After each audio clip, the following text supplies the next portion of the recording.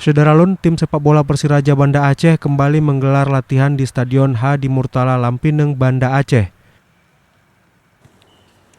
Tim berjuluk Lantak Laju ini sebelumnya meliburkan aktivitasnya hingga 5 bulan menyusul pandemi COVID-19.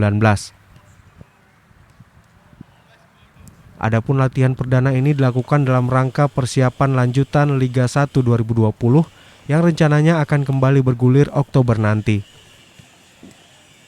Pada latihan kali ini, masyarakat tampak hadir ke stadion namun dengan tetap mengikuti protokol kesehatan.